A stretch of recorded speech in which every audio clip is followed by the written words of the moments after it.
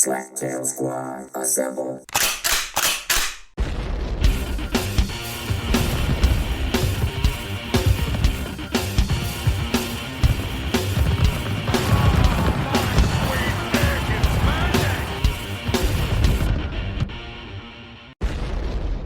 Spoken black man.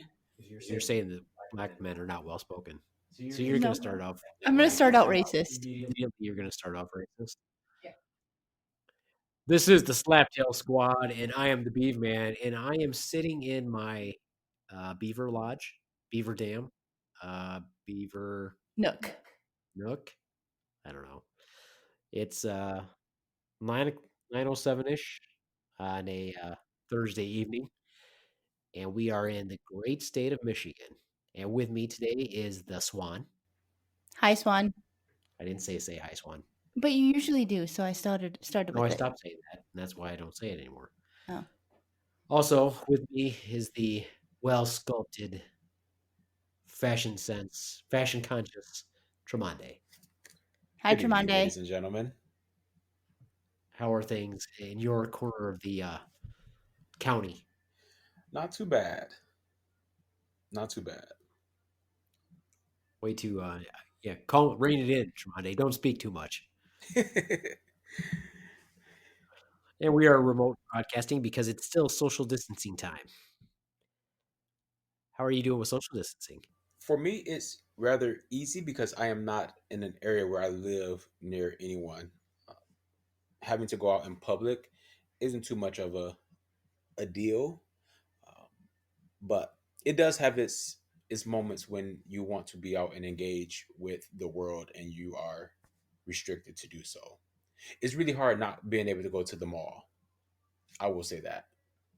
I can honestly tell you I've probably been to the mall twice in the last year before this all happened. So I don't really miss the mall. Really? Really. I was actually having this conversation the other day, and the sad thing is that I don't even notice. I'm not having a problem with it at all. You said in actuality, you said, I've been training this for years. No, This I is think I said I've awesome. been training for this my whole life. My whole life. Yes, you're right. I think that I am most entertained when I'm by myself. That's I pathetic. am my own best friend. Do you laugh at yourself? He does. He goes, There's nothing wrong with that. If I amuse myself, I do find myself amusing. I find other people far more amusing than me, but yeah, I amuse myself. What's wrong with that? Nothing at all. Nothing at all. Nothing at all. Well, here's what I want to do. I want to one. I think we already said that. What do you miss? What do you miss, Swan? About now that we're all locked down, basically, is there anything that you miss? coffee dates with my friends. But other than that, no. Are your friends in the room right now? Can other people see your friends if these people that you No. call your friends? They're at their houses. They're social so distancing they too. exist. I They have actually exist. two. I have two people that I have coffee dates with. All right. I will say that there is one thing that I miss, but I guess I can live without it, so I'm fine. I miss running with my running buddy too. And you So already had your. I thought of something else.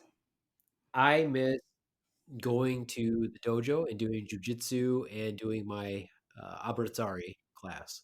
But other than that, I'm fine. So other than the mall, what do you miss, Tremonde?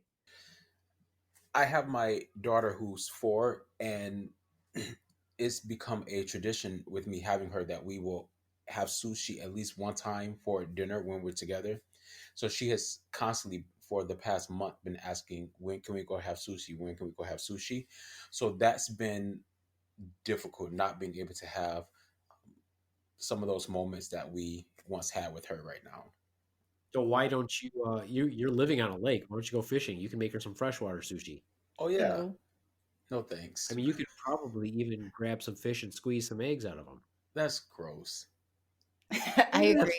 I've only been fishing one time in my life, and I refused to touch the fish once they came out of the water. Did you touch the worm? Yes, I'm good with worms. Oh, see, I wouldn't want to touch the worm or the fish. I love fishing. I don't know what's wrong with people. How do you not love fishing? You both grew up in Michigan. How do you not love fishing?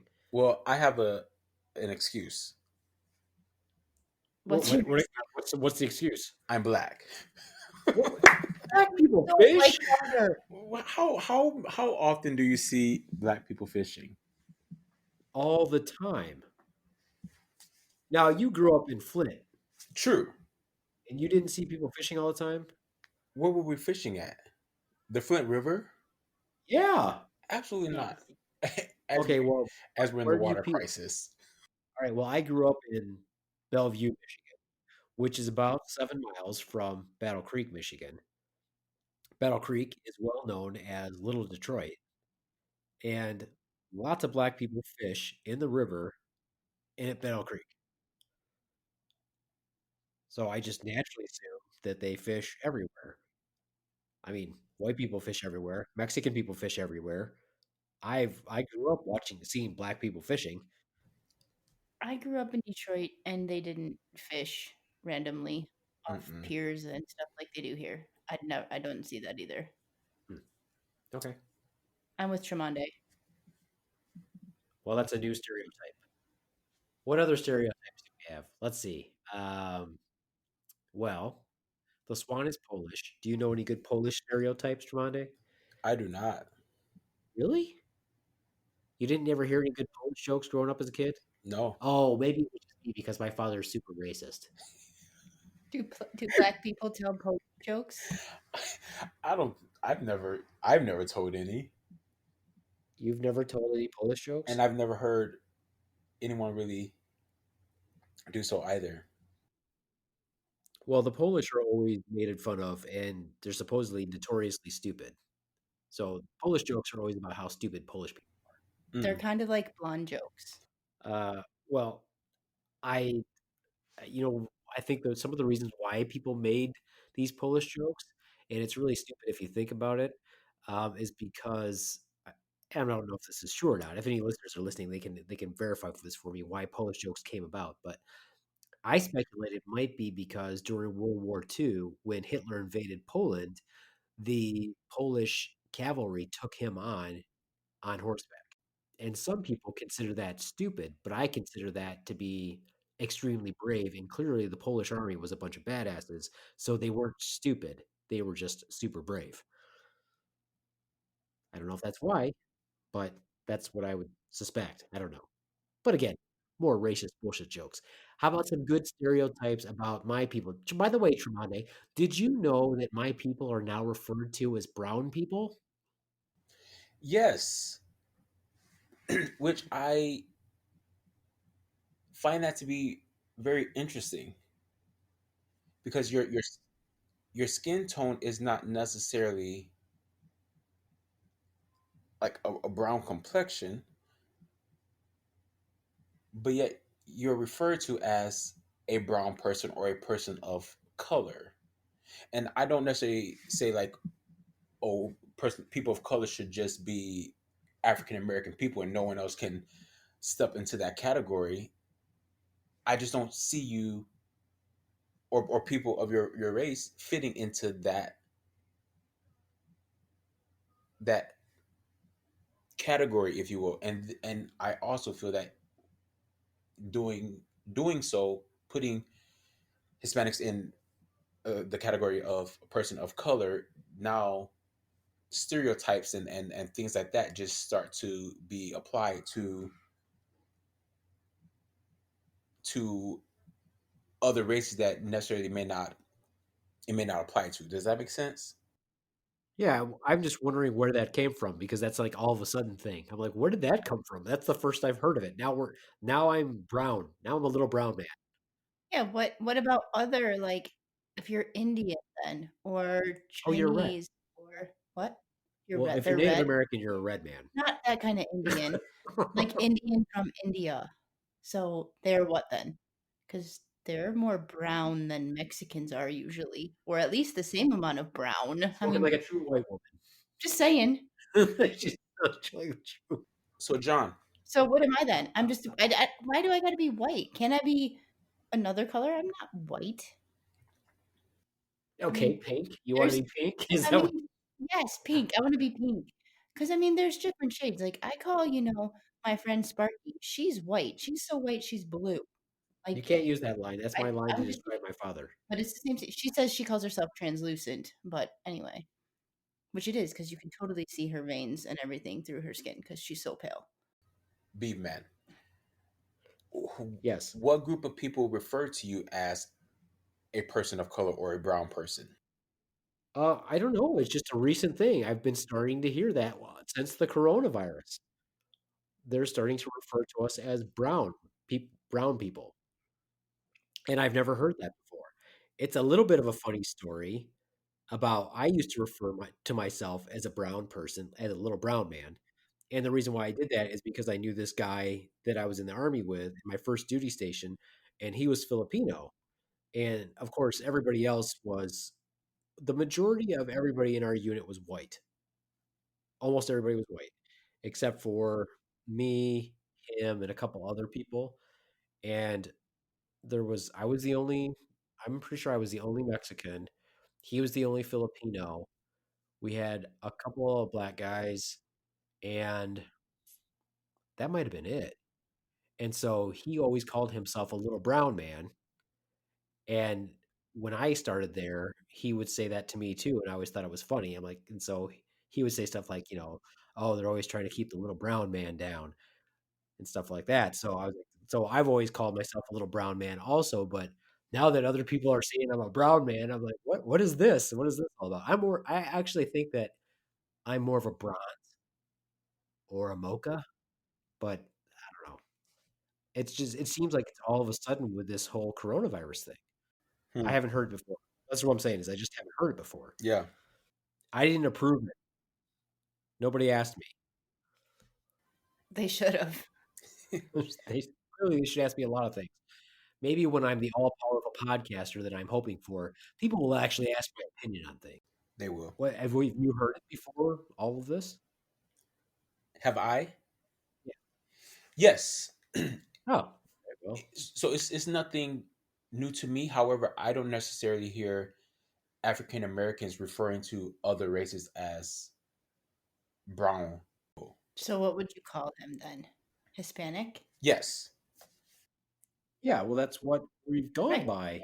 Okay. And if you really want to break it down, I mean, there's supposed to be different categorizations that we can go by, which is you can be Latino, but generally speaking, that means that you're from not necessarily from this country, or you have more of a lineage of being Latin, like Latin American. Uh-huh. And because I'm half, I'm more of a Chicano, Okay. but that's not one of the classifications that people generally say. So I don't know. I don't get it. This is the first I've heard of the whole brown man thing or brown people. Hmm. I don't know. I feel like we should go back to like kindergarten because kids don't like group each other. Like, hey, my little friend's a little brown man, or my friend is black or blue. He's like, just my friend over there. They didn't even know their names. They play with them. Mm-hmm. Well, how about we get some background? Because we're going to talk about this letter that we received from the powers that be at the great state of Michigan. We've talked about this just a little bit before on the podcast that the Rons and I did that with Tremonde called in, but I'm probably not going to release that podcast because it was a mess. But we had talked a little bit about the protesters over the whole coronavirus thing. And this is not a political podcast, but I did want to say, let me ask the Swan first. Swan, what is your opinion on the people that are protesting the the restrictions that we have here in the state of Michigan? I don't care what color they are or race they are. They're all freaking retarded. That's my opinion on them. You're gonna go out in public and protest that you can't go out and buy certain things or you're stuck at home because of the coronavirus, but you're going out in public without a mask on, without any kind of social distancing, without thinking about the consequences that could be and putting everybody, including yourself, in danger. That's what I think about it. I think they're stupid. But do they have the right to protest? Sure, I guess, but if they did it, they should have did it how they officially were saying they were going to do it in their cars and appropriately, but they did not do that at all. So I think that's ignorant. All right, Tremonte? I think that the common people it doesn't help when there are people who are sitting in some type of government position, be that you're the uh, governor of a state or what have you. When you see certain states where they're saying, okay, we're going to start to open back up, and then you have other parts of the country like, okay, then we should be able to do the same. And and my question would be to those governors over states: are you going to take your family to sit in a movie theater? Are you going to go out and dine with your family at a restaurant? Are you going to take your family to the nail salon when you open back up your state? And I would like to believe that they're not. They're going to stay at home, continue to keep their family protected, and see what happens on the outside world while their family is, again, being protected from what they have kind of allowed to have happen. I think that you're correct in that assumption. And let me also say that another area where you see this same kind of bullshit is when you have these persons in power and they want to preach against the ownership of guns and that we shouldn't be allowed to have guns and we're going to take your guns from you, et cetera, et cetera. But then you'll see that they walk around with security guards that are heavily armed, Hmm. carrying armalite rifles and carrying lots of firepower. I'm like, well, if you don't believe in guns, why have you surrounded yourself with people with lots of firepower? Absolutely. That doesn't, that doesn't make any sense to me. But I agree with you. I don't think that those people are going to go out to restaurants. They're not going to let their kids go out to restaurants. They're not going to let them go to the nail salon or whatever. If you take Georgia, for example, Georgia waited a very long time to put any restrictions on, and then I think they restricted it for like what 13 days, and they're going to start opening up things tomorrow. Hmm. And it's not like they're opening up things that are super, they're actually opening things up that would cause people to be very close proximity with each other. The first things they're opening up are like nail salons and tattoo parlors, Yep. which makes absolutely no sense to me. But, I'm not the governor of Georgia. If I was, I'd make much better decisions. However, let's say this. I will say this about the protests. For one thing, the country looks at protests and goes, "Oh, look at this. Let's give a bunch of publicity to the protesters." But they also have to remember that it's a very small percentage of the population that are protesting and that are defiant or against what Governor Whitmer is doing in Michigan.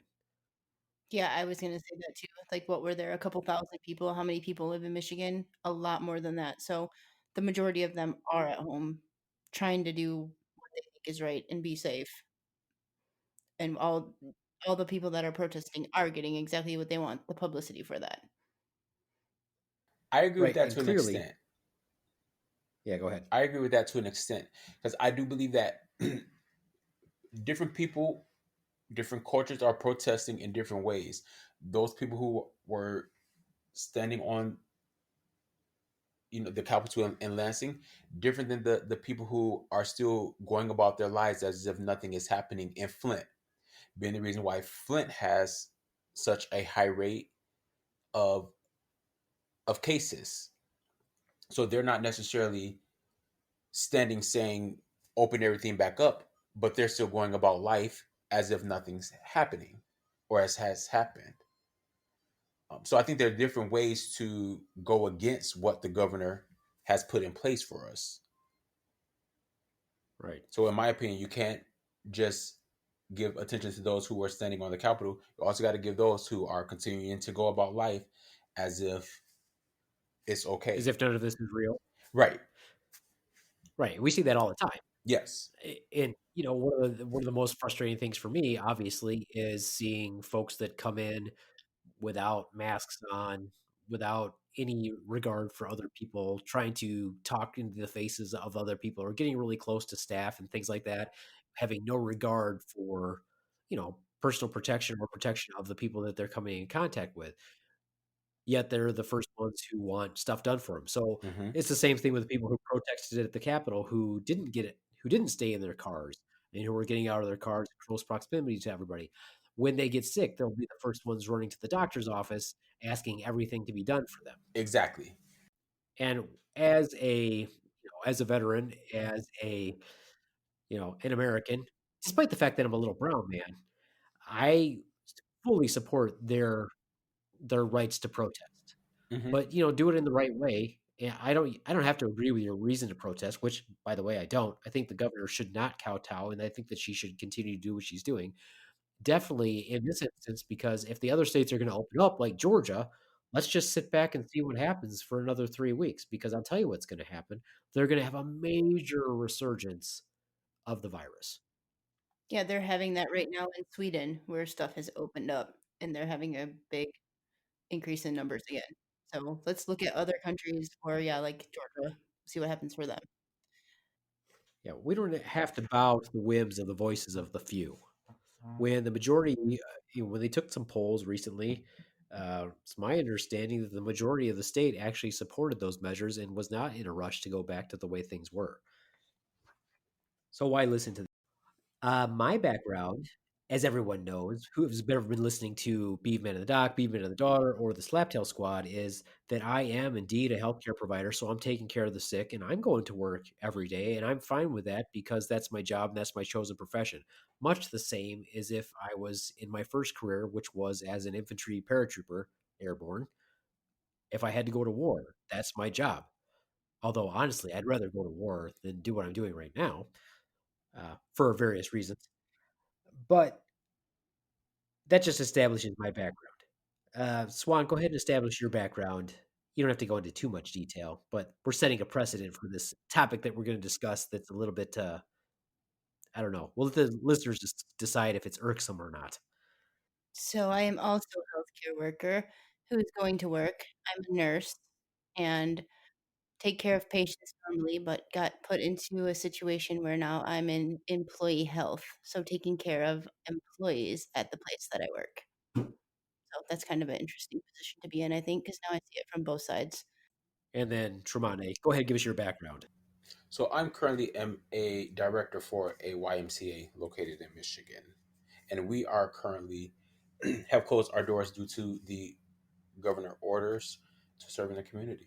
So, what we've got here, feeling pretty good. I've been feeling pretty good about what we've been doing. Well, now, I won't say that. I've been very frustrated by the lack of tests that we've had, Hmm. the inability of the counties that we live in to test people, all the restrictions. But I've also been very understanding because obviously you get as many tests as you can possibly get, and you just try to take care of people the best you can with the resources you have. That doesn't fault the governor in any way because she's working with what she's got. So let me say that from the very beginning, I've been very supportive of what the governor's been doing. Okay. Let me also say that I've been watching this dilemma develop since I first heard about it. Well Now, before all the stay-at-home stuff, well before the schools closed, all of it. well before anybody took it seriously, I was taking it seriously. And I don't know why, because I've been faced with a lot of stuff in the past. And for some reason, I had a gut feeling about this. And I talked to the Swan about it when I first started hearing about it and said, this doesn't look good. This looks bad. And I just had a really gut feeling about the whole thing based on nothing else. I mean, we've been both working during the period of when we were having the flu pandemic, and we've both worked during the period of SARS and all those other things. But this is the first time that I've ever said, hey, I think this is going to be really bad. And I think as a healthcare worker, if you're a decent one, gut feelings are kind of something that we kind of listen to. And like nursing intuition is a big thing. And both of us had that kind of feeling where it's going to be something big and we should take it seriously from the beginning. So, anyway, so I felt pretty good about what I was doing.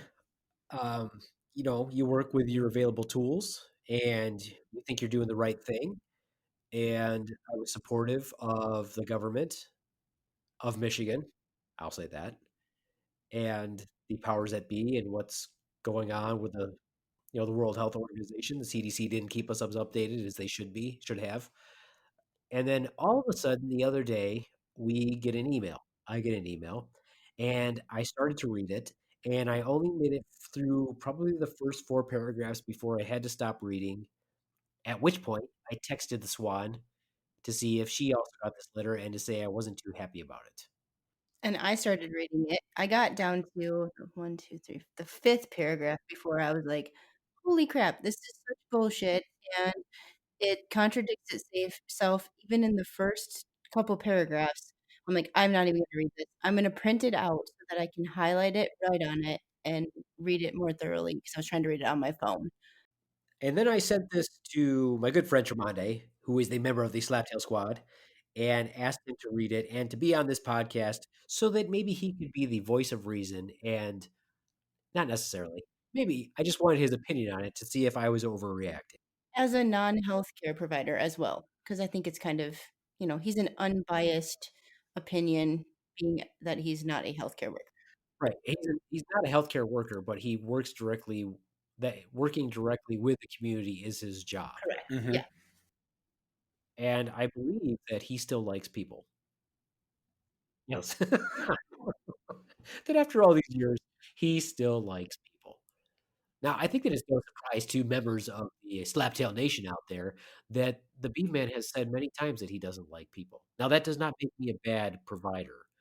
That just makes me honest. I really like to take care of people, but I don't necessarily like people. I'm good for about 5 minutes of conversation with people that I don't know. And with people that I do know, I'm good for about 6 minutes of conversation. Maybe. So, Tremonde, are you up to the challenge of being the voice of reason or the devil's advocate or just completely siding with us? Absolutely. And what was your first impression after reading this letter? I had to read it twice to make sure it said what I thought it said. And I mean, without going into too much detail, I don't want you to spoil it for us, but yes, I just wanted to know what your first gut reaction could have been. after I read it the first time, I said, "Are you fucking kidding?" Oh, that's good enough for me. Well, that ends the podcast. Okay. All right, good. Okay, well, that's good enough then. All right, so I'm going to read this letter, and we're going to take a little bit at a time. And I really hope that I really hope that a lot of people listen to this podcast because I'm going to promote it. And by gosh, the Beef Man is a persona. And if somebody really wanted to figure out who I was, it would be pretty easy to figure out who I am. But thankfully, this podcast is mostly listened to in California. So I don't know that I need to worry about Michigan too damn much. But once again, I guess the caveat is this: I do support Governor Gretchen Whitmer. So, and I think we should post the letter on the Slaptail page when we're done with it too. When we I post this agree. podcast, I so agree. that people can read it themselves if they want to. All right, here we go. I'm going to start reading this, and then we can stop a little bit at a time. April 20th of 2020. Dear Michigan clinicians, thank you for your tireless efforts to care for Michigan residents during the COVID-19 pandemic. Your efforts on the front lines of this crisis are commendable. As with any disease, the epidemiology and characteristics of those who are severely or disproportionately impacted by COVID 19 is very important and has implications for clinical practice. The purpose of this letter is to make sure you are aware of our current understandings of how this disease is impacting racial and ethnic minorities and alert you to ways you can address this in your current practice. Okay, so it starts off okay, Yeah, which I'm like, you get okay, great. you get one Informative. you get one paragraph of like commendable, you're doing a great job, praise. One paragraph.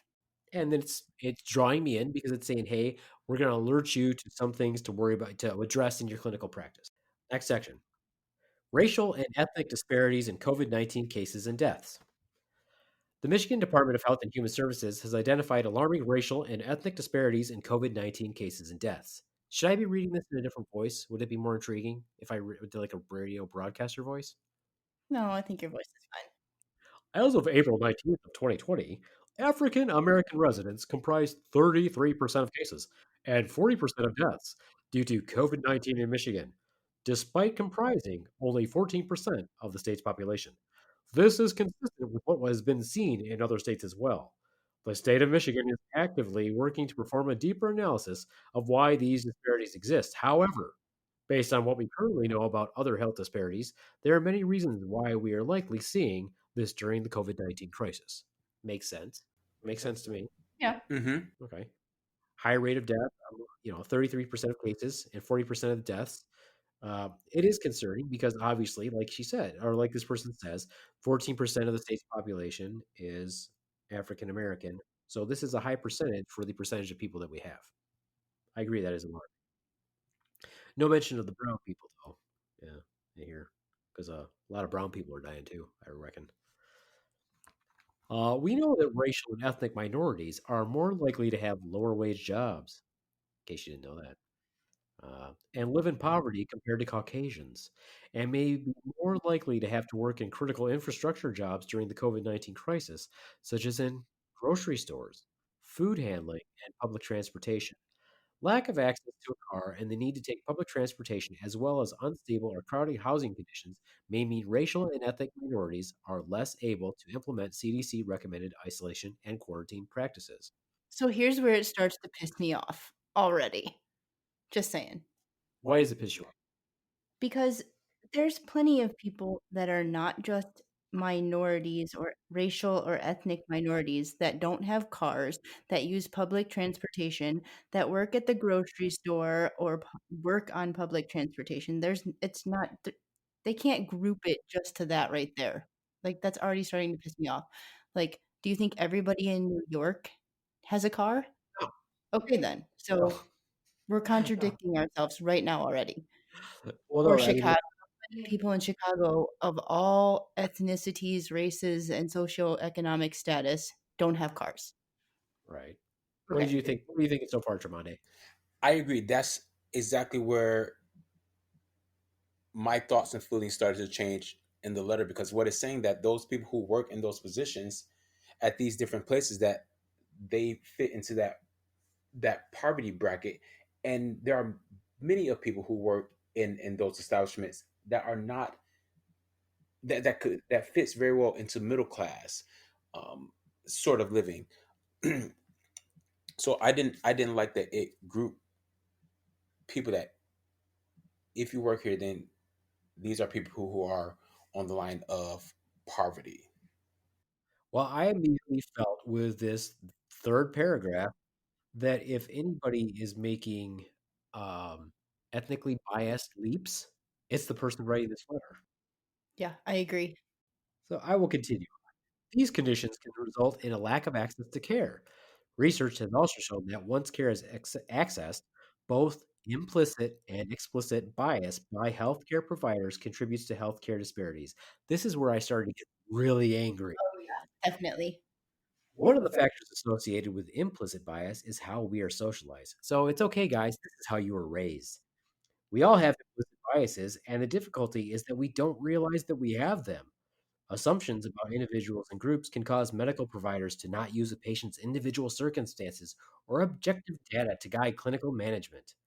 Explicit biases include those that are more explicitly racist that may also not be fully recognized. I'm going to ask Ramonde about this paragraph first. I'm reading it once through more to make sure I have my thoughts together. While Tremonde reads, please enjoy this melody from Beefman and the Doc's original series known as Beefman and the Doc with Metro Girl. It's Beefman in the Doc.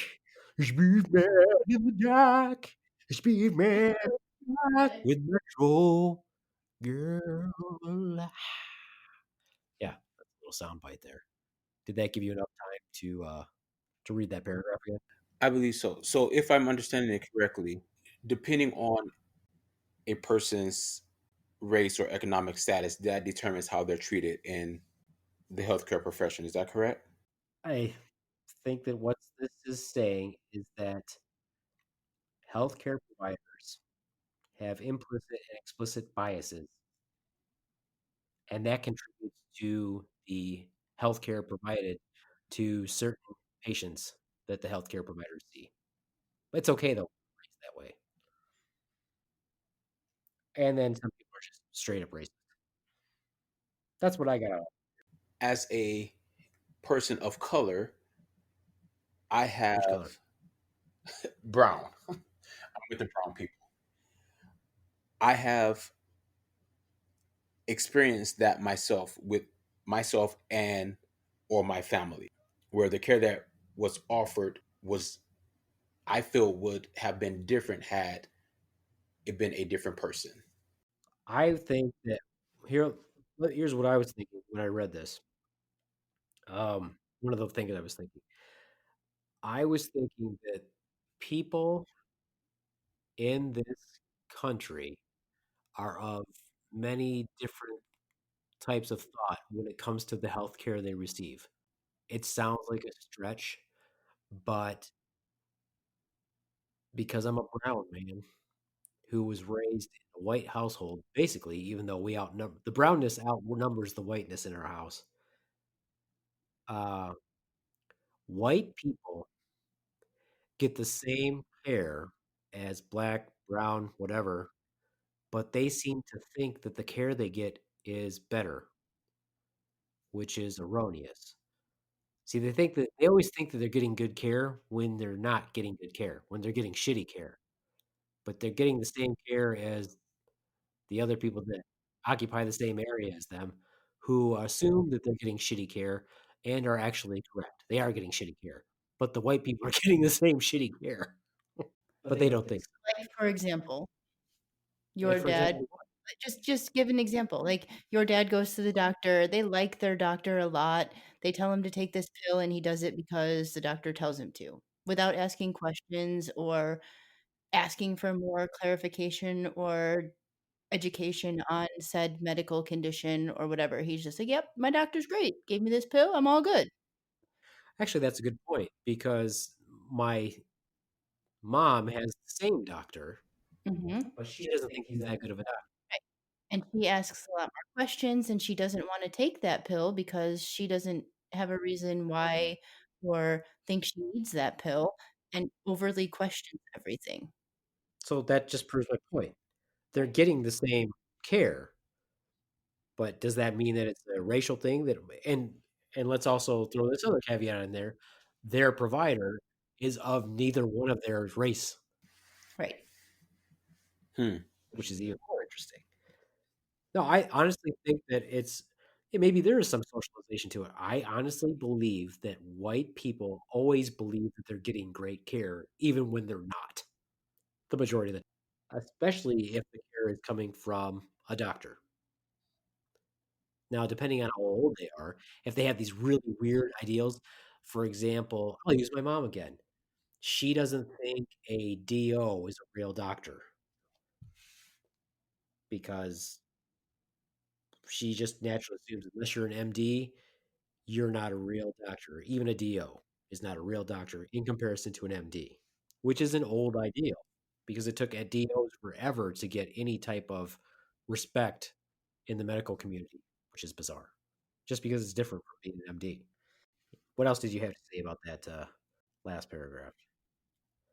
I just felt that this immediately called us racist. That's what I felt like. Call health I agree. providers racist. Yes. Okay. It put me on the defense as a healthcare provider. Yeah. Well, here was the thing that really ticked me off is the line that says one of the factors associated with implicit bias is how we are socialized. We all have implicit biases, and the difficulty is that we don't realize that we have them. This is basically saying that we were raised to be Racist biased and and racist. Like that's a far stretch assumption.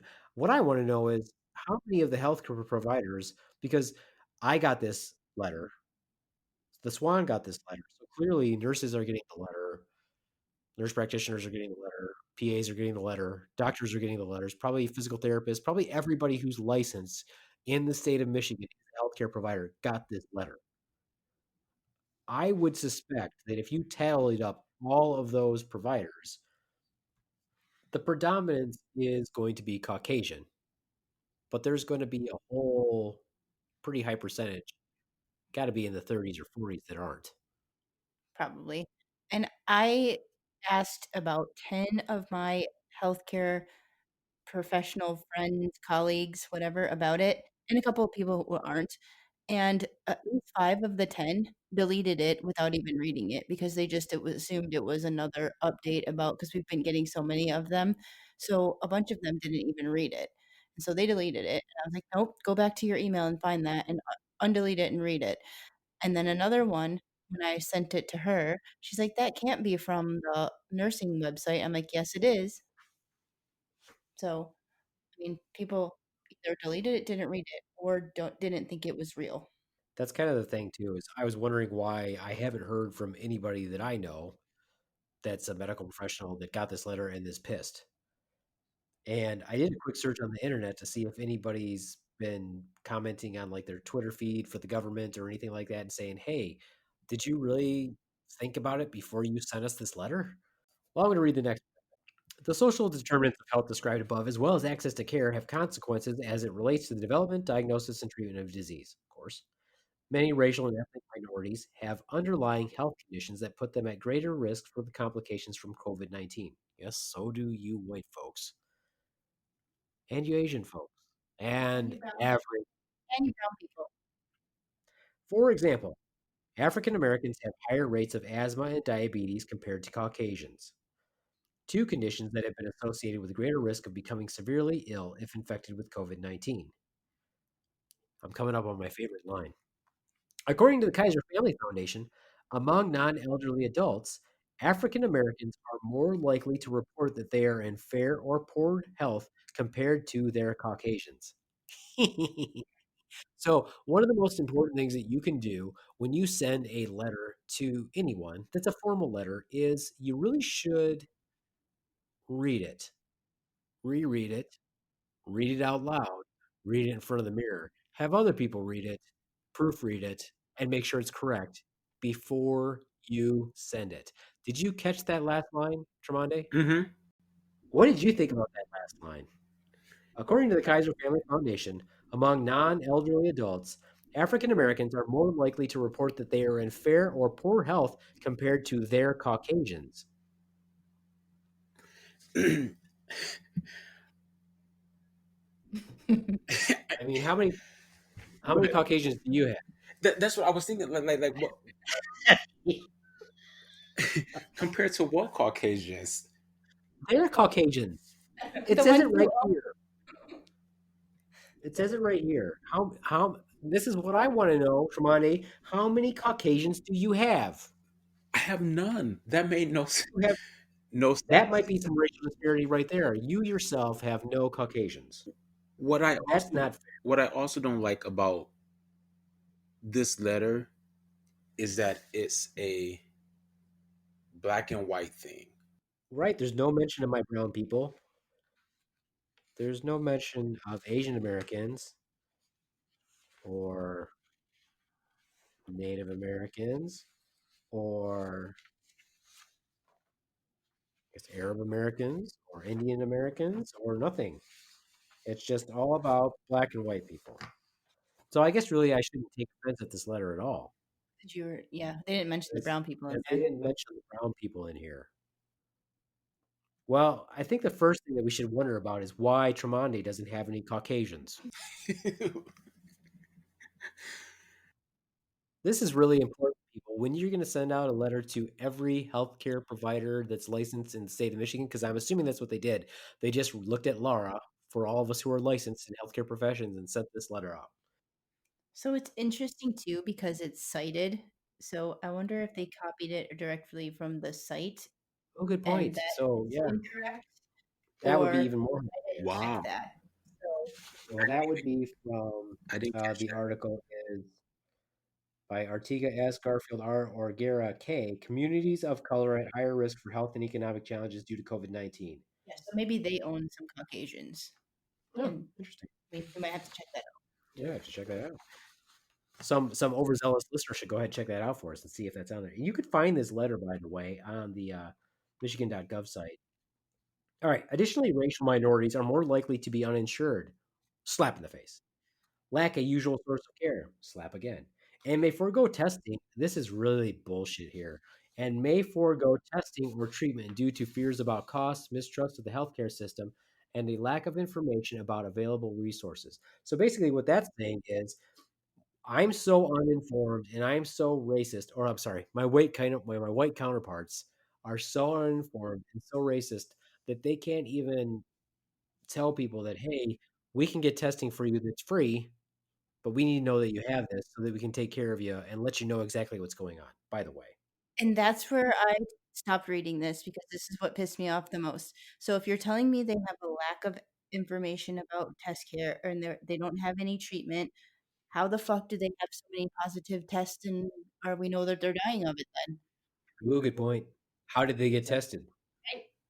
They How don't did have we know that so many of those folks have yeah, the where are we virus? getting these statistics from if Mm-hmm.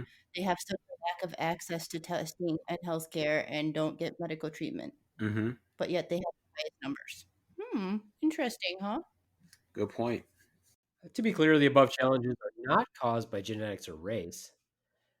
Although, yeah, this was a really tough one. This one was really hard to swallow for you white people. I feel bad for you white people. You didn't have to live through what us brown people lived through in this country at this time. That is going to make this next sentence get you a little bit teed off, maybe. I'm going to read it again. To be clear, the above challenges are not caused by genetics or race. They are caused by the historical inequities. They're an unfortunate part of American history. All clinicians have an important role to play in addressing these disparities, particularly during the most urgent public health crisis of our time. I feel like this is unfair. I really do. Why is that? This is making an assumption. This is this is making it look like the chief medical executive for the state of Michigan, for the Michigan Department of Health and Human Services, has something to say on a bandwagon. And as a little brown boy who grew up in a primarily white school where he was treated like shit, bullied relentlessly, spit on, surrounded, beat, sexually assaulted, and treated like crap, in order for me to grow up, do what I've had to do, and have to read a letter like this, I'm like, what kind of agenda does this person have to say that it's an unfortunate part of American history and it has nothing to do with how people actually address their own health care? Diabetes, unless it is type 1 diabetes, is a preventable and a treatable illness if you're interested in your health care, just like pretty much everything else, unless it's genetic. The health disparities that Black people have, the health disparities that brown people have, the health disparities that white people have. Guess what? A lot of them can be taken care of from a medical and from a social standpoint if you gave a shit about your fucking health. This is not the time to go into it and say that these are historical inequities that are an unfortunate part of American history. This is not the time for that. This is not the time for you to freaking get on the bandwagon and say, "Hey, you guys, this is because um, you white people want to have slaves, and that's why we have health disparities in this country." Come on, seriously? I hate to break it down to everybody, but that's kind of bullshit. Too much silence. Somebody say something. I agree. I think it's bullshit too. Totally. Like I stopped reading it there because it pissed me off so bad that I had to take a break for like a day before I reread it again. I just felt like it would have been a good idea to give us statistics and say, this is why you're seeing the healthcare disparities. And this is why you would see those things. And I agree with a lot of them. But what she didn't say and what she should have addressed was, not only is this an issue of, I mean, for example, on the very first page where it says um, people who are more likely to work in critical infrastructure jobs during the COVID-19 crisis, such as in grocery stores, food handling, public transportation. Not once. Why didn't you say the medical field? Do you know that a good percentage of people in the medical field are also Black? Why didn't you list that out? But the first thing you said was grocery stores, food handling, and public transportation. That's a very good point. It makes it that last paragraph that you read that started with "to be clear." It's almost it's just taking us back and not really helping us progress forward in any aspect. And the point that you just made about why are we not listed as people of color, listed it to be in what, higher positions, Healthcare, law healthcare, enforcement. as if the only education that we have is good enough for us to stand behind a cash register and say paper or plastic. Well, that would contraindicate what they said in the beginning. Contradict, not contradict. Contradict. Yes, contradict. Sorry, what they said in the Let it be first. pointed out also that a brown man just corrected a white woman. All right, I'm just gonna shut up over here. Take my place in the kitchen. No, anyway, that just would contradict what was said in the beginning that they have no access to healthcare. So basically, she's putting her own bias in there or racism or stereotyping that saying that African American people aren't, like you said, good enough to do anything but stand behind a cash register. I'm offended. I'm offended for you brown people and you black people. Thanks, white woman. What can you do as a medical provider to address racial and ethnic disparities related to COVID 19 morbidity and mortality? It's a great question, and I really want to know. Because honestly, there are some things in this letter that I found helpful, but it was ruined. Everyone, it's actually not a true statement. It's kind of, what do you call, magical thinking, this next statement. Everyone goes into medical professions because they want to improve the health of all of their patients. That's magical thinking. The following, why do you think I think that's magical thinking, Tremonde? When I read that, that almost the statement of all teachers go into the teaching profession because they want to be a role model for students, and that's not true at all. At all. Yeah, it's the same thing with medical professionals. I've met plenty of people who I asked them why they were this, and they're like, for the money. That's it. I've had people come up to me and say, "Hey, I'm thinking about going to nursing school." And the first thing I say is, "Why do you want to go to nursing school?" And generally what they say is, "Oh, it's a good job, it has a good income." And I'm like, "Don't do it. Yep. I don't want you to be a nurse. You'll be a shitty nurse." That was your answer? You'll be a shitty nurse. Sorry. But it's true. It is true. Yeah. Recognize that minority populations are more severely impacted by COVID-19. Early testing and close medical monitoring is warranted, and clinicians should be aware of how their own subconscious biases may impact their practice. Uh-huh. Getting more angry as I read it. We know that patients with COVID-19 can deteriorate quickly. Yes, that's true. Complaints of symptoms should be taken seriously in any patient, like we do, and particularly those from racial and ethnic minority groups. I don't know why it's particularly, because the patients that I've had that have had it, um, they went down fast, and it didn't have anything to do with racial and ethnic minorities. This virus is not, it doesn't discriminate. Mm-mm. It will take you if you're healthy, it will take you if you're sick, if you're black, if you're brown, it doesn't care. It will take you if it can get a foothold in you and take you. It doesn't matter. So we all have to be vigilant. It doesn't matter, and that doesn't have to be particularly if you have racial and ethnic minority groups as your identifier. That's bullshit. So it makes me want to think, does the person who wrote this letter, is she putting her own biases in here in the way that she treats her patients? This letter was written by her.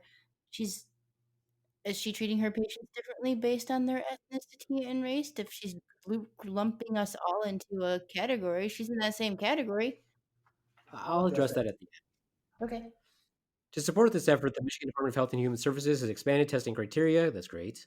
To include mildly symptomatic individuals, people working in jobs that have been deemed essential during the COVID-19 outbreak. Furthermore, be aware that she's got to ruin it. Furthermore, be aware that implicit bias, unconscious attitudes, or stereotypes that impact our thoughts and actions exist among clinicians and can impact patient outcomes. Be mindful of how implicit bias may be impacting your own clinical practice.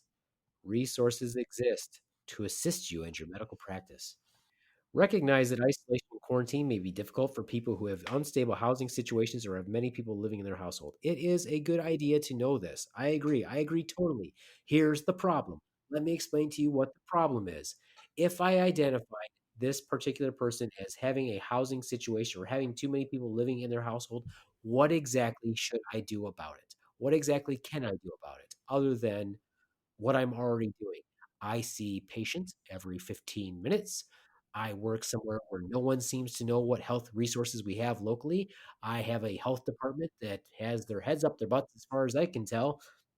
And I don't have the time to find a hotel for someone to stay in, nor would there be that resource where I'm at. So, what exactly am I supposed to do about it if somebody tells me that they're going to go back to their house that's full of six other people and they can't isolate themselves? What exactly am I going to do about that?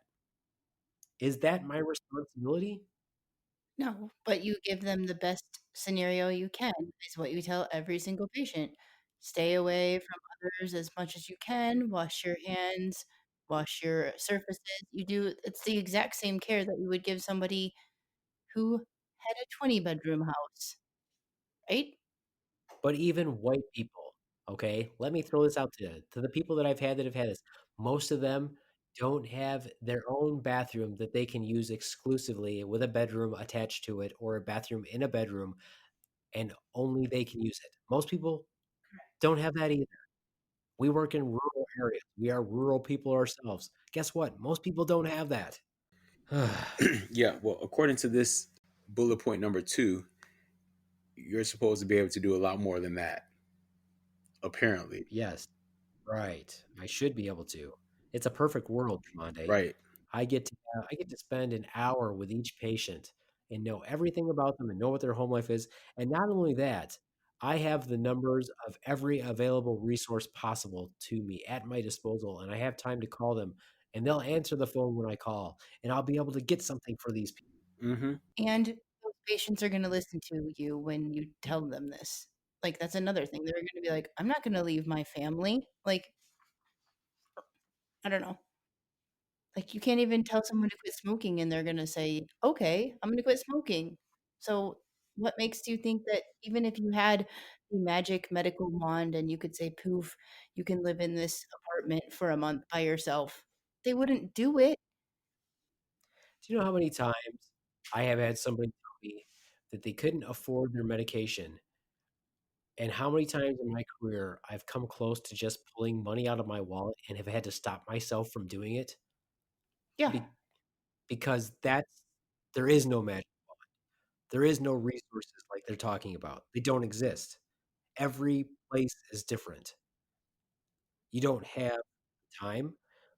And even if you're the one who cares, you'll be surrounded by 15 people who don't. Or you'll be taken advantage of for caring. But I had that on my page. But yes, if you know someone has socioeconomic problems, it doesn't matter what color they are, they could be purple. But you talk to them and you give them the best resources that you can. You try to give them the sample medication or the lower cost medication, or you tell them to buy the generic Tylenol and the brand name one that costs less money, or go to the dollar store and buy it because it costs a dollar there. Those are the resources that we have. Those are the things that we do. And I'm not saying that these government resources don't exist. What I'm saying is we don't know what they are. We don't have access to them, et cetera, et cetera. Which was my other point. Why was none of that possibly listed or offered to you all? And granted, covering the state of Michigan, there's a lot of people in the health profession that this letter has gone out to. But why was it not like stated, if you work in this county, this is the people that you contact. If you work in this county, these are the people that you contact for resources. Because it's clearly states, be familiar with the resources that your local health and human resources department may have available for people with unstable housing. Yeah, but you don't. I mean, like I said, in this letter, at times there are some good information and it's coming up, but it's not anything I've ever known about. And in a perfect world, in a perfect office, and you'll see this a lot, what they're talking about is the closest I've come to working in a place that is perfect is working at and this is why I like them a lot, is working at a community health department because the really good community health departments, the ones that I've worked in, had pediatrics, obstetrics, dental, mental health, primary care, all tied in, also with registered nurse, case managers, social workers, and all kinds of other things like access to food banks, et cetera, et cetera. Those are not the standard norms. That's not what you normally work at. So even these big fancy organizations that have their own primary care, they're not really tied in with all that stuff. It's, hey, you're on your own. Go figure that stuff out. All right. finishing up this letter, getting close here. Recognizing the complex social determinants of health that are likely to affect patients, such as transportation issues, access to food, or employment challenges. This is what they're telling us that we should do. With the governor's stay home, stay safe order, many businesses have had to temporarily close or reduce their hours. This can disproportionately affect minority populations who work in the service sector. What about the white people who work in the service sector? Patients may have lost access to their health insurance and may not be able to keep medical appointments or obtain medications. Additionally, critical service sector jobs such as grocery store employees or delivery drivers are at increased risk of contracting COVID 19 due to the fact that they are unable to implement strict social distancing measures. Families may also be facing increased strain on their food resources because of school closures, difficulty accessing grocery stores, or reductions in income from loss of a job. Can I just say that everybody where I shop for groceries, and I guess it's because I'm married to a white woman, I don't think there's any black cashiers. I think that everywhere I shop is white. What do I you guess That mean? that's is where I not. live. There's no black cashiers where we shop. Yes, there is. With the majority of the cashiers where we shop, are they white or are they black? They, They are white. but there is. The last two times I've went, both of my two times I've gone to the grocery store, my people that have checked me out, there was a black woman and a black man. So thank you very much. I think what I was saying is that the majority of them are white. So what are they talking about when they're talking about they're talking about difficulty accessing grocery stores. They're talking about these people that this can disproportionately affect minority populations who work in the service sectors. Once again, saying that apparently where this person lives, they have a lot minority. That's what I'm saying. Where this person lives, there's a lot more minorities than where other people live. All these factors play a critical role in a person's ability to avoid contracting COVID 19 or recover safely should they develop symptoms. Ask every patient, this is what I love here. Ask every patient about their social and economic circumstances during the current pandemic. And this is the only thing that was beneficial in this entire letter. Should your patient need assistance, you may direct them to michigan.gov/mybridges, where they can apply for benefits such as Medicaid, SNAP, or housing assistance. The Department of Labor and Economic Opportunity has a comprehensive list of available resources, another resource that I did not know about, for Michigan residents. Michigan 211 is a free service that connects Michigan residents to resources like food, housing, and financial assistance. You should also be aware of resources available through your local government. I don't know of any. This is an incredibly difficult and challenging time for us all. I want to sincerely thank you for inspiring efforts on the front lines. Now she's going to thank of the COVID-19 pandemic in Michigan. I am so proud of our medical professionals. Didn't sound like it. And it is an honor to serve alongside you every day to protect Michigan residents. Is it though? Okay. Um, and there was another typo here that I didn't like. Very bad sentence structure. Very. All of these factors play a critical role in a person's ability to avoid contracting COVID-19. Yeah, okay, you missed some words there. Editing people, proofread these things before you release them. Because a little brown man like myself is going to see it and it's going to point it out, and I'm not going to want to read it. I already didn't want to read it because I was insulted. I still want to know, where are my Caucasians? Do brown people get Caucasians? You want some? You I want mean, did you know that it has always been my dream? Did you know this? I'm going to tell you this, Hermione. Did you know that one of my dreams as to become successful, to really gauge my success, was to have a white gardener and a white landscaper? that's true. It's true. That was always been one of my goals. Did you know? Here's a really funny little tidbit that my cousin, also brown, uh, she used to be she used to do like she worked for like a mortgage company, and she would do like the assessments or whatever to decide how much you would get for like a what I don't know what they call it, a processor or something like that. I don't know. And she was working with somebody, and one time it wasn't her client, but this guy came in, and he wanted to get a house, but when they had him list what his job was, he listed it as landscaper, but they didn't believe him, and they needed proof that he was a landscaper because they didn't believe him because he was white. That's Wow. This funny. was in California. And that is why I've always wanted to be so successful that I had a white landscaper and a white gardener. Thank you very much. So I have a question for you all in the medical field.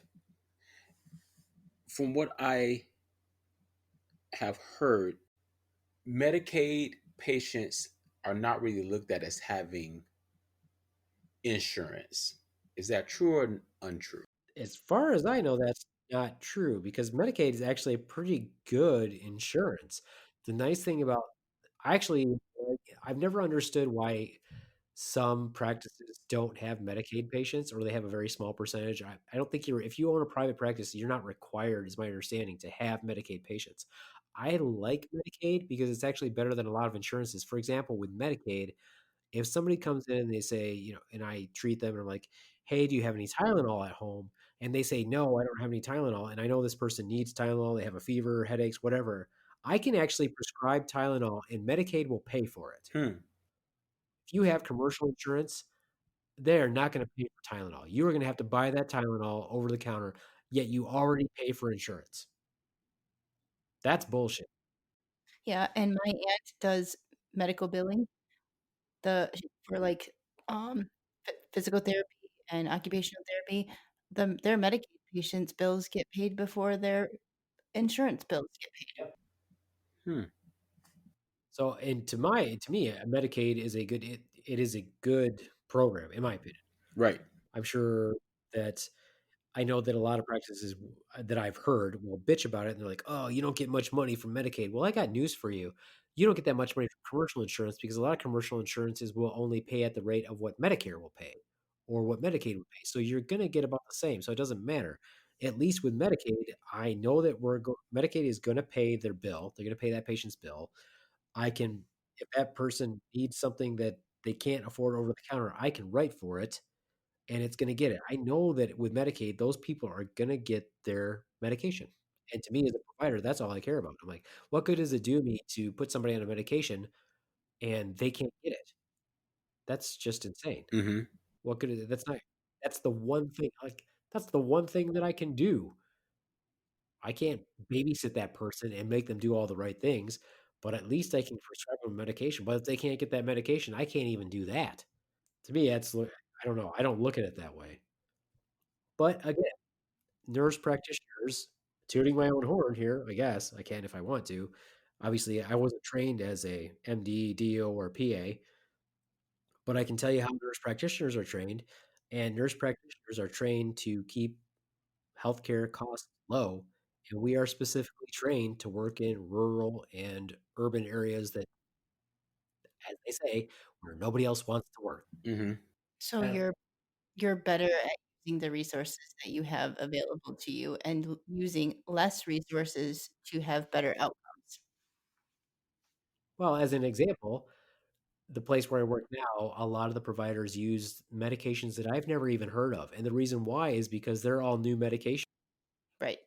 I was trained to use all the old, inexpensive medications that would be covered by insurance. So I don't even know what half the new shit is.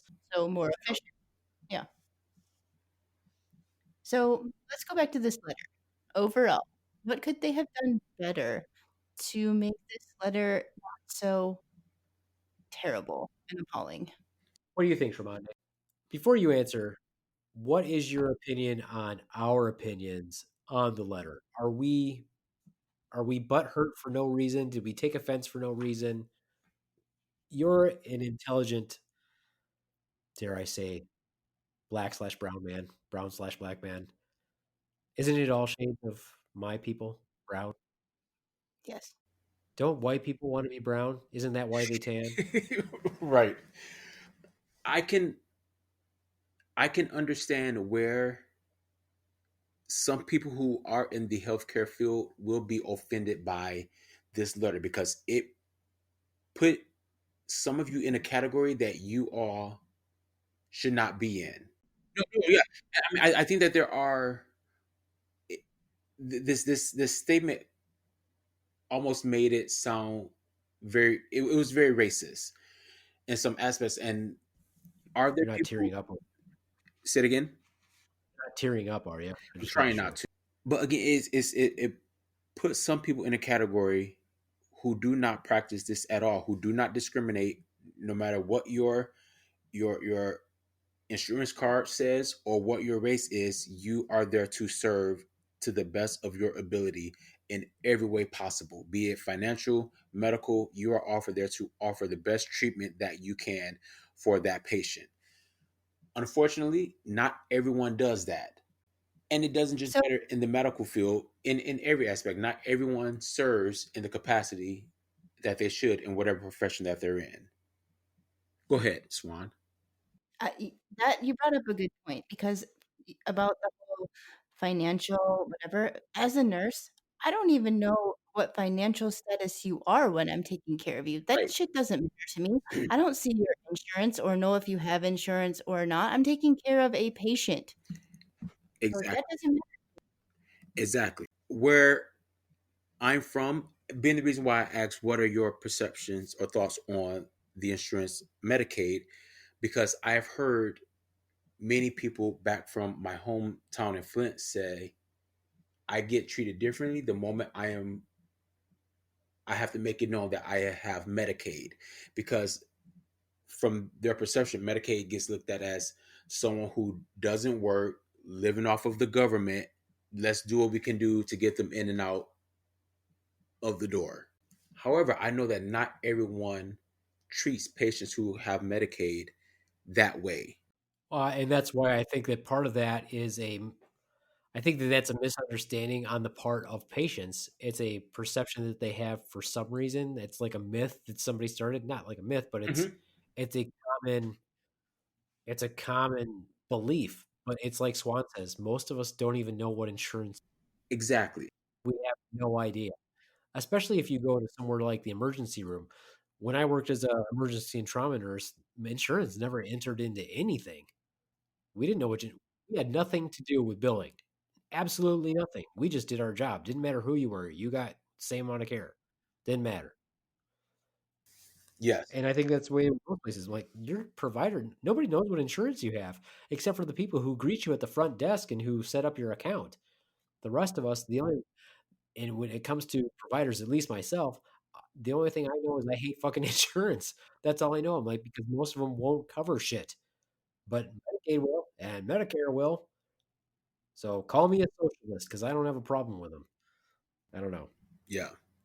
But no, I don't treat anybody different. All I know is that letters like this, and for people who know me, which thankfully are not that many, and people who listen to the Slaptail Squad and Be Man the Doc and Be Man the Daughter know that it isn't going to take too much more for me to throw my career away and say, you know what, it's not worth it. It isn't worth the headache because there's a myth out there or a belief out there that people treat us real well. Well, guess what? They really don't. Hmm. Or that people give a shit about the medical advice that I give them. Well, guess what? They really don't. Everybody is smarter than I am. They Everybody Google knows. they Google it, they know more, and they want this medication, even though it's completely not even indicated for the problem that they have because they Googled it or their friend had it from their doctor. Or why won't you give me Percocet when my friend gets Percocet from their doctor for for their ankle that hurts them for no particular reason? Hmm. Well, I don't know because it's not indicated and I don't control what other people do. I'm just saying that, once again, it just takes a little bit of something like this. You know how this letter could have been made better? You could have given us the resources that you list on the last page for our patients for me to say, hey, if you're having some problems, did you know Michigan has this number that you can call? That would have been a great resource. And maybe the first paragraph where you said, first couple paragraph where you pointed out why there are these disparities, because that's pretty helpful.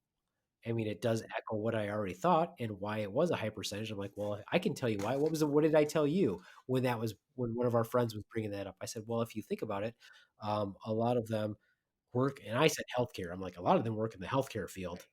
Um, a lot of them take public transportation and they can't control what other surfaces people are touching. So they're going to get exposed to it. They get exposed to it at work and they get exposed to it riding home and riding to work. That's why so many of them are getting that virus because they don't have a car to drive back and forth. Hmm. And live in a big city where they have a mass outbreak and can't be controlled as well. And so you said something before when you said something about the person's practice. Can you go back to that? You said when the person was writing a letter, do you think it's because they have you think that they're biased in their practice? Basically, is what Yeah. you said. So, Go ahead and reiterate it. Say that again. so this person is a medical doctor. So is she putting herself into the implicit and explicit racial biases? Because I feel like she probably is. So I looked her up. She's an African American. So is she treating her patients that way, or treating them better because they're of her own race, or treating her white patients differently, or her brown patients, or her rich patients, or her less socio patients? Is she treating them differently, or does everybody get to be treated the same? Because I feel like I treat all my patients the same. It doesn't matter. I remember somebody telling me when I worked in ER, and they're like, "You know who that patient is?" I'm like, "No." She's like, "You're the wife of the CEO of the hospital." I'm like, "Okay, well, I'm still gonna treat him just like I treat every other patient, exactly the same. Mm-hmm. I give the same. I give good care to all my patients." You know what my response used to be to that when people would ask me that question? Like, do you know who that person is? Nope. I would say, do they know who I am? Right. And they're like, well, no. I'm like, okay, well, I don't know who they are either. So, don't know. It's not like I feel like people should know who I am, but that's how I respond to that question. I'm like, well, do they know who I am? Okay, then. Then we're all the same. Thank you very much. I don't know. But, one of the things I was thinking was when you said that was, I have noticed with different people, and this isn't just talking about black people, brown people, whatever. I have witnessed persons who are high level professionals talking down to people of their same race, but talking not down to people who are white in the medical field as if they're beneath them Because because they're a doctor or they're a high level professional and the other ones didn't pull themselves up to be at that same level. I've noticed that quite a few times. Not where I currently work, but in the past, I've seen that quite a bit and thought that was kind of interesting. That is very. Basically, I was just hoping that people will read this letter, and I really hope that it's brought to the attention of the person who put this letter out that maybe she might have offended her colleagues in the state when we're all really trying. And I've been really very supportive of what the governor has been doing. And like I said, I've been watching the situation from the beginning. I've been watching the situation and talking with my colleagues about it, and some of them thought it was not a big deal. I only talked to one from the very beginning who was even more emphatic about it than I was. And the rest of them were like, oh, it's nothing. It's nothing. It's nothing. And now everybody's shitting themselves about it when they should have been shitting themselves all along. So I've been doing what I thought was right and needing to keep your head up this whole time because this is far from over, people. Mhm. This is far from over. And what we needed was a good pep talk, not somebody to tell me that, well, not somebody to tell you white people that you're racist. I was kind of wondering, did the governor actually read this letter herself? Because what would she think of it? What do you think? Do you think she actually read this letter that was put out under her name? Because I feel like, Would it matter? What if she had read it? Would your opinion change? well, I mean, maybe it wouldn't have come out this way. Like, oh no, that letter sounds racist, or that letter might be taken as offensive. I don't know. Who proofread this? Who would I want to know? And thought it was a good idea and agreed with this doctor who wrote it. I mean, I would like to believe that there were more than just one person that sat around the table and wrote this, right? I would assume that. I don't know. I would put my name on this letter. I find it offensive. I'm interested in knowing what occurred for it to be written in this way. I know what occurred for it to be written in this way is if you look in the media, if you look in social media, if you look throughout the whole country, a good a good example of this is in New York City, where they've had all these basically stating over and over again, there's a racial disparity in the amount of people that are dying from the coronavirus. And so when that happens, of course, the general population, I'm sure, is probably flooding the governor's office with calls or flooding the Health and Human Services office with calls saying, why are all the black people dying? So this generates them, this stimulates them to think, hey, we need to have a response and we need to address this with our providers. But instead of being informative and being encouraging and giving us resources and showing us some statistics, in my opinion, they insulted us. Well, so half of me. Question: is there anyone that sits higher than this person whose name is signed at the end of this letter? Oh yeah, sure. I mean that's just their position. Their position is the director of the, chief deputy director for health, Michigan Department of Health and Human Services. Because once Swan mentioned that she's African American, I'm looking at it as, does she feel the need to defend African Americans? Was she used to say, "Hey, we have a person who of color who is representing that population of people"? So you mean, or she? Well, yeah, like I said, I mean, was she taking up? Is she trying to take up some? Is this her own agenda? Good question. But as you said earlier, B man, this virus does not discriminate. It doesn't. So who it affects is who it affects, and and not only do those who are in the medical profession have to do their responsibility, we are constantly being informed that as a person, we have to do our responsibility as well. And if I don't do what I'm supposed to do, and then I go into a hospital and now I'm affected to the point to where there's no return, my mom can't call and be upset and say, why did my black son die? You all didn't give him the treatment that he needed when I could have not done my part, you know? I agree, but people don't look at it that way, and it goes right back to the same thing when I stay with the protesters. They want to protest, but guess what? There's going to be a good percentage of them that get sick, whether they would have gone to the protest or not. We know that statistically, if you've got 2,000 people there, there's going to be a percentage of them that are going to get the coronavirus anyway. Was it because of the protest? Maybe, or not. But they're going to want the same amount of treatment as anybody else. Is that fair when you were out doing something stupid, whether you got contracted there or not? Of course, we're going to give you the same amount of treatment. We have every right to protest. We're going to give everybody the same amount of treatment. It's not great treatment anyway because we got no treatment for it. Hmm. And your family's not going to get to see you in the hospital. And there's a good chance you could be very scared and terrified. And who's going to be taking care of you? White people, brown people, yellow people, green people. Yes. What's that? What's that song? What's that? Jesus loves me. Jesus loves me. Jesus Why won't Jesus loves the little children, Jesus loves little all the children? children of the world. But yeah, I think this letter could have easily Oh, yeah. been written. Brown and yellow, purple, green. They're the weirdest kids I've seen. Jesus loves them all. I didn't see that part in Vacation Bible School. Oh, that's what we used to sing. Brown and yellow, purple, green. They're the weirdest things we've seen. Jesus loves them. But with this letter, I think that it could have easily just been written that third bullet point could have easily been the entire letter, taking out race and specific occupations.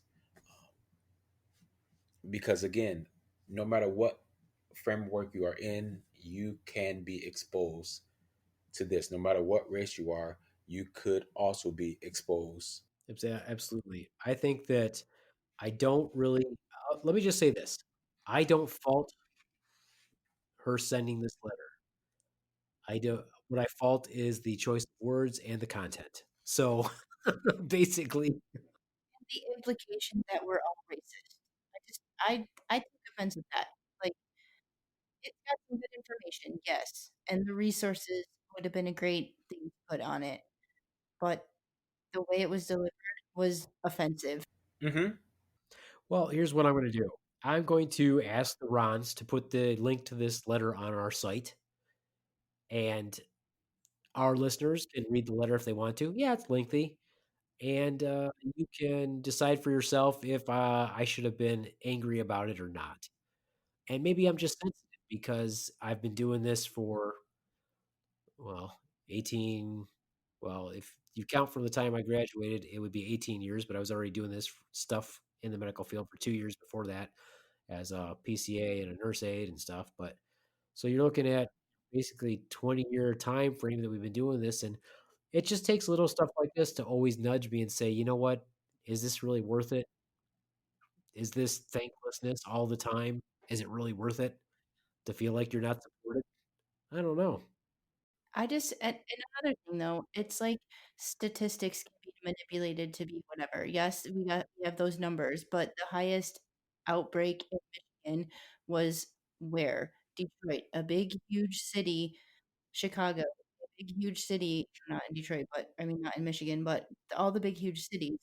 But if you take a sample of our over here, we don't have it big yet. Yet. I'm saying yet. But even here, look at the numbers here. I don't think the ratio is the same. The No. statistics aren't the same at all. No, and it's the amount of persons that live in what is the population demographic? And the population Correct. demographic is going to be much higher of a black population than it is in, you know, Sturgis, Michigan. Correct. Exactly. So the majority of people that you're going to have hospitalized in Sturgis, Michigan, and or die, just as an example, is going to be white. Yep. Just for my example, like from my work, we have over 100 tests that were done. Majority of them came back negative. 9 of them are positive, and all but one are white. And the one that is not white is not black. So you can skew statistics however you want them. Well, it's not skewed. It's just not explained. And what's not explained, and it's the same thing. If you look at, okay, the majority of cases in Atlanta, Georgia are probably, there's going to be a high percentage of them are black. Well, what is the patient demographic in Atlanta, Georgia? Mm-hmm. What is the patient demographic in New Orleans? Okay, that's what you have to look at. Don't just sit there and say, oh, this is why. Well, this is why too, because there's more densely populated black population there. If you look at, if you sit there and you say there's racial disparity, why are so many Native Americans infected with the coronavirus in, a border town in New Mexico where the Pima Indians live? Oh, well, I don't know. Could it be because the majority of the people that live there are Pima Indians? That could be why. Again, it's a gross misrepresentation of the data in order to further someone's agenda. And this isn't the time. The time is to unify as a human race. That's what the time is for. Absolutely. Did you say that this letter was like the public can access this? Oh yeah, yeah. It's on the government website. Because I can see a group of people possibly getting a hold of this and some African Americans or people of color looking at it and saying, "Oh, let's go hold this up and say you're not treating us the same," and then we have another issue on our hands. When, as you just said, this is not the time to be dividing people. This is the time to unify and specific races when it comes to speaking about race and things like that, things that can be considered racist, they don't take it too lightly. You know? Well, and especially if you read the very first page, I think there's going to be people out there wondering where they get their Caucasians. Yeah. I mean, where's my Caucasians? That's what I want to know. But no, it's freely accessible, and I think that probably a lot of the problem is it's probably like the Swan said, is that probably a lot of the healthcare providers just erased it and didn't even read it. And I just happen to be anal, so I open stuff up because I want to know if there's some important information in there that's going to help. Right. Well, so what we'll do is, yeah, this letter's out there. It's on the government site, and you can find it. And I'll just ask Ron's if he can put a link on our site, and hopefully it doesn't get me fired. Which again, you'd really be interested in my podcast and track me down, but the majority of our listeners aren't in Michigan, so hey, call me a rebel, whatever. I don't know. Shout out to Mountain View, California. Mountain View, California, and actually, you and Tremonti can wrap it up, and I'll tell you what other cities we should shout out to.